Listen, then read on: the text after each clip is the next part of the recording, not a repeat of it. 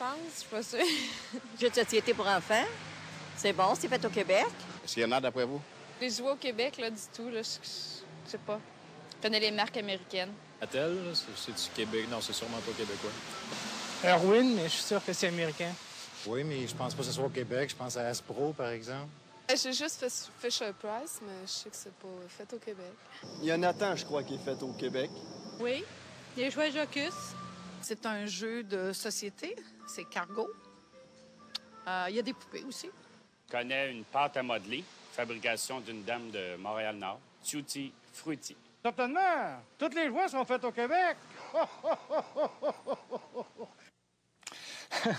Oui, Tutti Frutti, c'est bon, ça. On va en parler d'ailleurs à l'instant. D'ailleurs, pour votre plus grande joie ou votre plus grand malheur, c'est selon, les magasins sont ouverts tous les soirs. Depuis cette semaine, Noël oblige, et qui dit cadeau, dit jouets et jeux.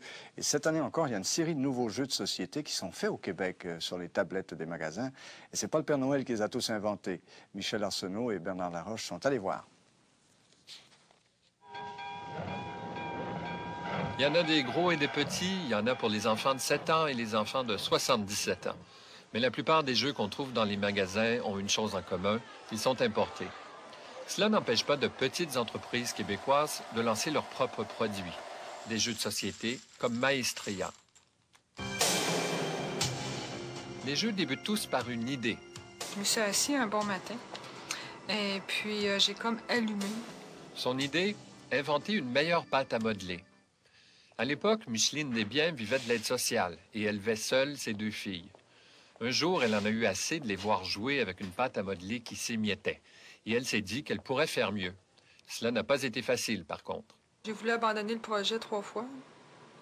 3 fois, j'ai tout mis de côté. J'ai dit ça n'a plus d'allure, ça n'a aucun sens avec les 2 petites. C'était beaucoup trop. Mais il y a d'autres idées qui revenaient, alors je ressortais, je recommençais. La pâte à modeler traditionnelle s'effrite. Celle que Micheline Desbiens a mise au point avec quelques chimistes ne s'émiette pas.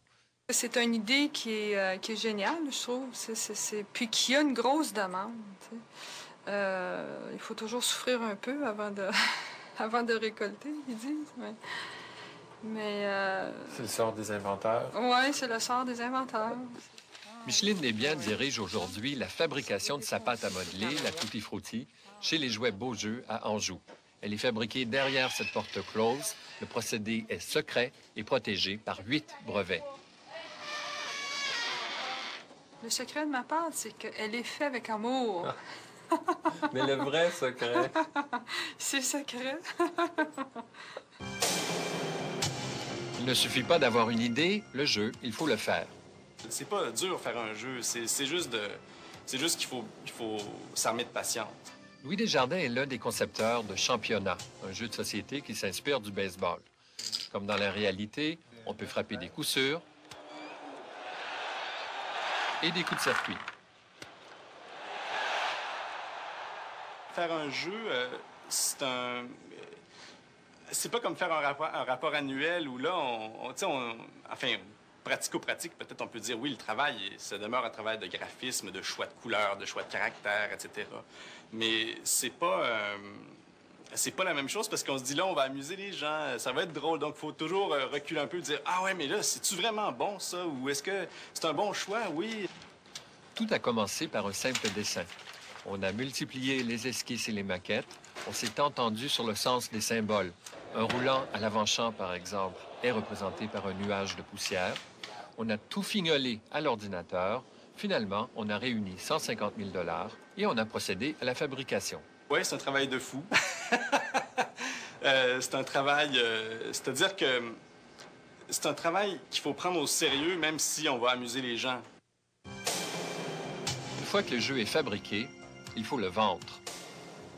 Ce château de Bavière, avec ses tours et ses murs, est en fait un casse-tête de 900 morceaux, un casse-tête à 3 dimensions. L'idée est de Paul Galland, un homme d'affaires montréalais. Il a commencé à fabriquer ses casse-têtes à 3 dimensions l'an dernier.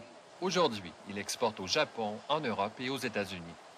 Il a déjà vendu 150 000 exemplaires du Capitole aux Américains. Ce qui l'a aidé, c'est l'engouement des médias pour son produit.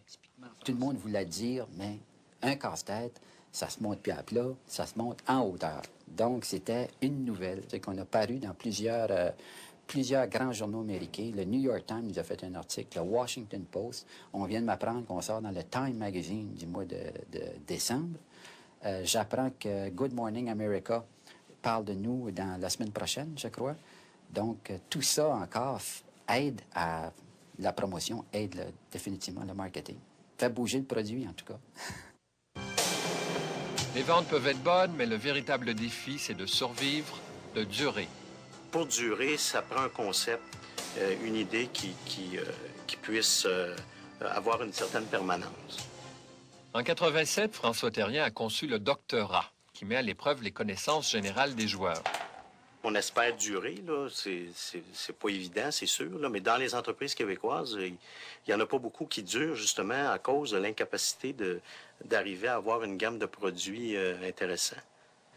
Depuis 5 ans, le doctorat a fait des petits. Il y a eu une nouvelle série de questions, une adaptation pour les plus jeunes, l'apprenti doctorat, et une version destinée aux jeunes amateurs de sciences, l'apprenti débrouillard. Au total, des ventes annuelles moyennes d'environ 125 000 $. Il faut se renouveler, quelle que soit la méthode ou le produit, il faut quand même que l'entreprise soit capable de se développer. Bon, les spécialistes appellent ça recherche et développement, là, mais dans le fond, à une moindre échelle, c'est ça. C'est d'alimenter un marché qu'on a créé, puis c'est quelque chose qui est quasi vital. On n'a pas le choix. L'industrie québécoise des jeux est en plein essor.